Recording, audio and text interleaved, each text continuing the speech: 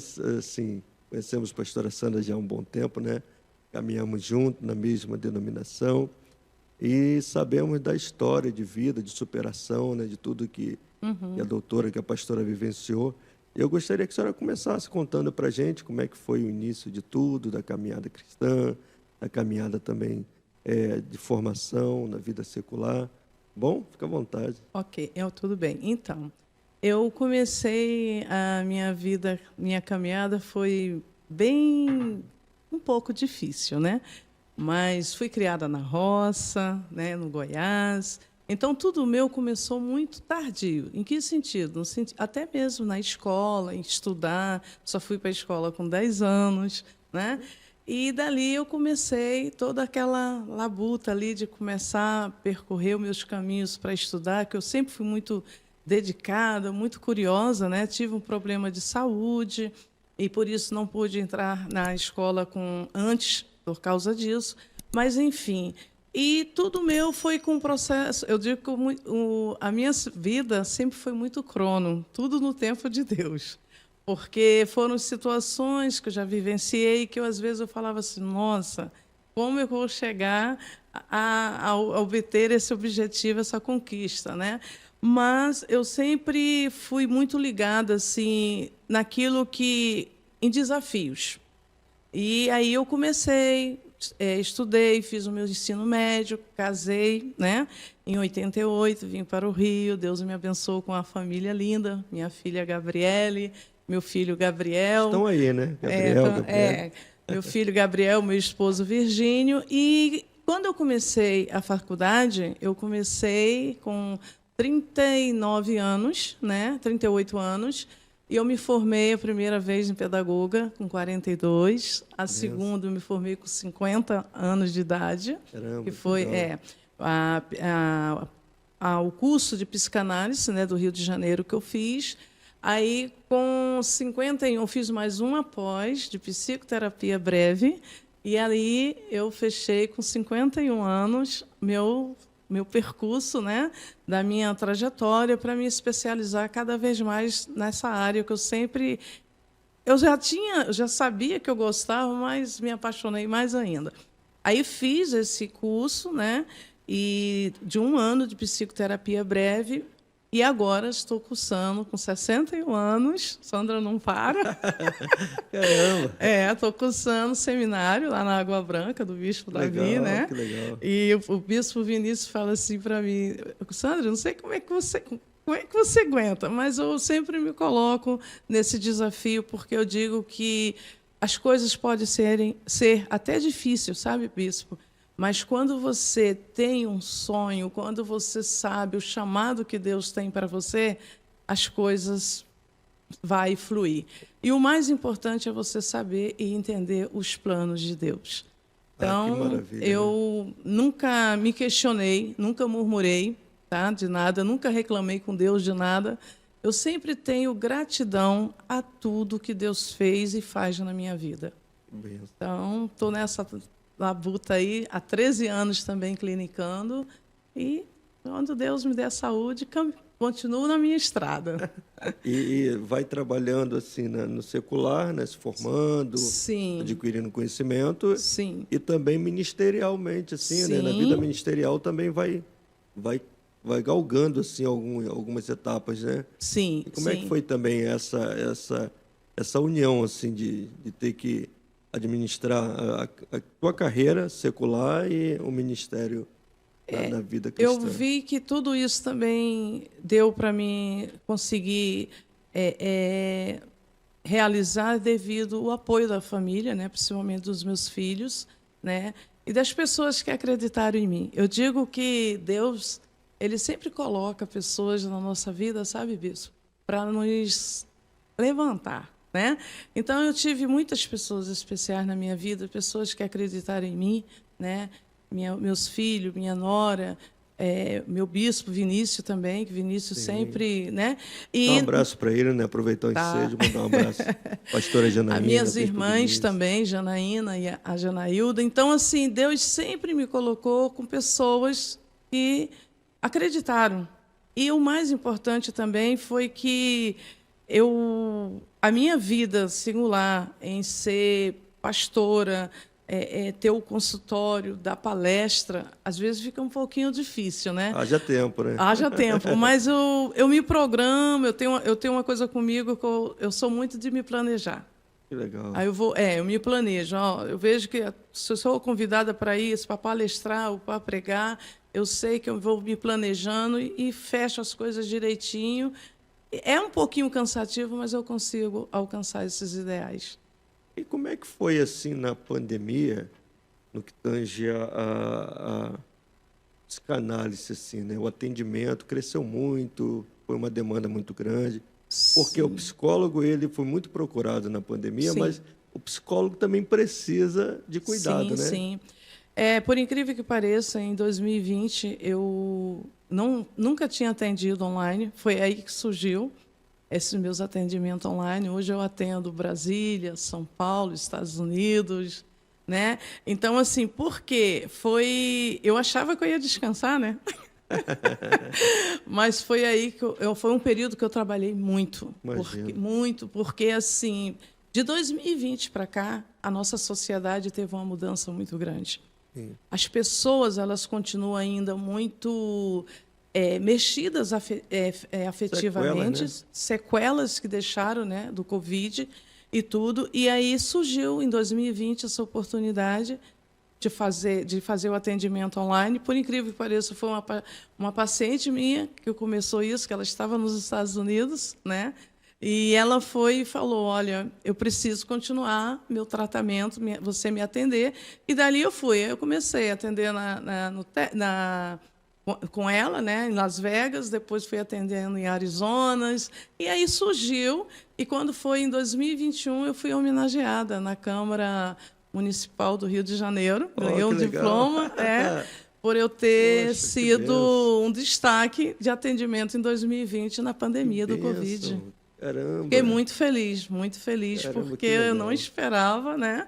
E aconteceu isso. E daí, de 2020 para cá, eu tenho tanto atendimento online, continuo com esses pacientes, e tenho o atendimento presencial. Presencial que é na Silva Cardoso, né? É na Rua Silva Cardoso, 405, sala 405. Doutora Sandra ali, quem tiver precisando aí de ajuda, de um suporte, né, na área emocional. É, lá você trata a psicanálise. Eu trato a psicanálise, eu sou psicanalista clínica. Na pedagogia, quando eu me formei, eu estudei 3 anos da psicologia, mas foi mais voltada para a área educacional, né, da educação, mas também um pouco do lado comportamental, porque trabalhando os professores, como é que eles Adquirindo. iam atuar, né? Aí depois eu fui pesquisando e fui vendo onde eu poderia me especializar mais, porque, na verdade, hoje eu atuo tanto na pedagogia, que dentro do consultório vai crianças ou pessoas até adolescente e adulto com algum problemas também, né, do lado cognitivo. E aí eu fui e comecei a procurar algo que eu encaixasse tudo, né? Aí encontrei a psicanálise e já estou aí clinicando há 13 anos. Está trabalhando bastante. Aí encontra tempo para pregar, aí encontra tempo para escrever, a liderar E mulheres, lá um projeto de mulheres. projeto de mulheres, resgatando mulheres para brilhar, né? Vamos falar do livro, Aham, As Cicatrizes da Alma. Tem isso, um, tem um testemunho interessante nesse livro, eu li esse livro, que é de uma moça, não tem? Conta um pouquinho tem. para a gente lá. Foram vários testemunhos, né, de pessoas, de pacientes, né, e também de meus parentes, né.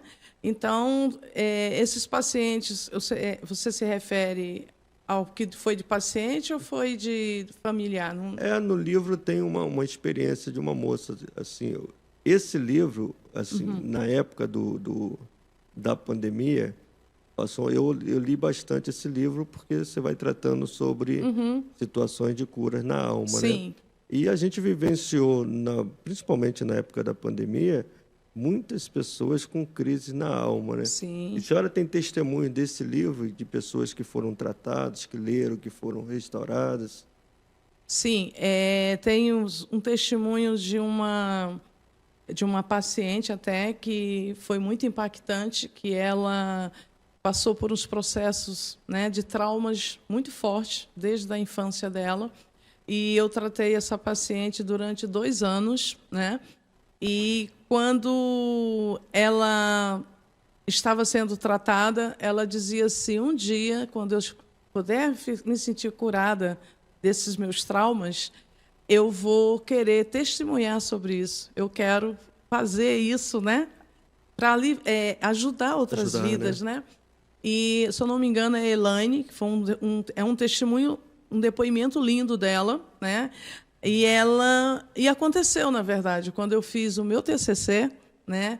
Essa pessoa passou por alguns traumas muito fortes, passou por abusos, enfim. E quando eu fiz o meu TCC, o nome foi Abuso Sexual na Infância e os Traumas Psíquicos. Caramba! Então, eu fui buscar 100 anos atrás o primeiro psicanalista, ou psiquiatra e neurologista, Jean Barrier, né, um francês, que ele realmente foi o primeiro psiquiatra que estudou 632 casos, há 100 anos atrás, né, de traumas, principalmente de abusos sexuais.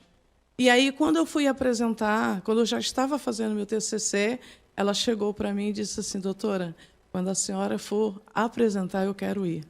Eu falei: você tem certeza? Já fazia 1 ano e 6 meses que eu tratava dela. Aí ela disse assim: quero. E ela foi. Foi assim, algo impactante, porque as pessoas choraram, não imaginava, né? E ela se colocou numa postura tão linda ali, sabe? As lágrimas vinham, porque eu falava: meu Deus, porque eu apresentei uma teoria junto com a prática. É um fato, né? Um fato, né? E foi algo assim extraordinário. E tem outros depoimentos também, tem dela, tem outra pessoa, tem até da minha nora, que ela fala sobre a superação que ela teve, né, da perda do irmão que ela perdeu, né? Então, assim, é um depoimento também muito forte. Pessoas que leram e que passaram por luto, quando leram o depoimento dela, falaram assim: nossa, como é que ela conseguiu, né? Enfim, então foram os depoimentos muito marcantes de pessoas com traumas, tanto emocionais, traumas de abusos, né? Traumas com pessoas de abusos físicos e verbais, porque os traumas eles têm as suas classificações, né? Suas estruturas. E o mais lindo é quando você vê essas pessoas se recuperando a cada dia desses traumas. É benção, né? É uma benção. E assim, o público que a doutora tem atendido, assim, a maior demanda lá no consultório, qual tem sido? O público? A maior demanda que esses dias tem se direcionado para o consultório, entendeu? Olha, bispo, a maior demanda que eu tenho atendido, né, eu tenho visto um índice muito grande do transtorno generalizado da ansiedade, né? Outra demanda que eu tenho visto são abusos, né, de relacionamentos ainda de casais, isso está muito forte, né? E também eu tenho visto uma demanda muito grande que eu tenho deparado com a depressão. Depressão, né? As pessoas elas estão assim, isso entre adolescente, jovens, adultos e anciões. O ancião a gente pode pensar assim: nossa, mas logo o ancião, ele tem uma história toda, né? Então, às vezes, essa pessoa chega na sua idade e ela quer o quê? Ser recebida, ser acolhida, ser amada, Aceito, né? E muitas das vezes essas pessoas não são, né? E o jovem, o adolescente, eu tenho visto que isso tem aumentado muito devido também, que eu sempre falo, que a estrutura de nós está no lar. Se eu tenho um bom vínculo familiar, um vínculo afetivo, eu tenho uma tendência a me projetar na sociedade de uma forma positiva. Se isso falta em mim, esse afeto, esse acolhimento, essa comunicação, isso vai me prejudicar lá na frente, né? E sem contar, eu vejo também muitos jovens e essa demanda de pessoas que têm se isolado. Isso é preocupante. Tenho visto muitos adolescentes, muitos jovens e pais que não têm mais diálogos. E o que é o diálogo? Celular. Né? Isso tem agravado muito e tem prejudicado muito o desempenho dessa pessoa, o convívio dessa pessoa, o interagir dessa pessoa, seja em casa, escola, né, trabalho, enfim. Então, isso é uma demanda muito grande dentro do consultório. Quais malefícios assim das redes sociais para a vida do jovem, para a vida do ser humano de uma maneira geral? Assim, a demanda, a crescente, os casos de depressão, de ansiedade, isso pode também se dar por causa das redes sociais? Pode. Acho que pode. Pode, por quê? O que acontece? Eu sempre falo que de 2020 para cá, a sociedade mudou muito, né? Esse isolamento que nós tivemos, ele tanto nos ajudou e também tanto algumas pessoas se isolaram completamente do seu meio social, de tudo, né? Mas o que eu tenho visto que a ansiedade, a depressão, esses transtornos que têm sido muito aumentados no decorrer do ano, de cada ano que passa, o lado também da internet, a mídia tem prejudicado. Por quê, bispo? Porque muitas das vezes as pessoas, se você vai no Instagram, você vê coisas maravilhosas. Sim, né? Pessoas, nossa, você não vê uma tristeza ali, né? Você vai no Face, tem todas as tragédias, situações que estão acontecendo no momento. Então, a pessoa, o adolescente, principalmente o adolescente, ele vai para essa parte aí, ele acha o quê? Eu quero isso aqui para mim. Só que isso aí é algo irreal. Exatamente. A realidade é diferente, né? Então, o que acontece? Esse adolescente, ele se isola nesse mundo virtual, não tem um diálogo dentro de casa, não tem aquele bate-papo, aquela conversa de pais com filho, enfim, que deveria ter, ele começa a se isolar. E aqui, você sabe, né, no mundo virtual, você conversa até lá com o mundo inteiro. Antigamente dizia assim, quem tem boca vai a Roma. Hoje, quem tem boca vai ao World. Vai ao mundo inteiro, né? Inteiro. Então, assim, e os pais, às vezes, não têm esse cuidado. Não estou aqui criticando, né? Assim, mas eu vejo que não está tendo esse olhar. É uma realidade, né? É uma realidade. Então, a rede social, ela tem prejudicado muito. E eu digo que o jovem de hoje, o adolescente de hoje, ele não tem uma estrutura emocional para aguentar as situações que tem vivido. Tem vivenciado. Tem vivenciado. Então, o que acontece? Quando esse adolescente ele não tem esse apoio ou essa atenção, que eu digo que é a base, que é justamente a família, primeiro Deus é o soberano da nossa vida, né? Então, você tem que ter esse vínculo, você tem que saber que Deus é a tua rocha. Então, esse lar, às vezes, muitos não têm isso. Então, são lares que estão se desestruturando. Aí, às vezes, é o pai que precisa, a mãe. Aí, o pai ou a mãe coloca esse filho para fazer análise. E onde, na verdade, quem tinha que estar no divã eram os pais.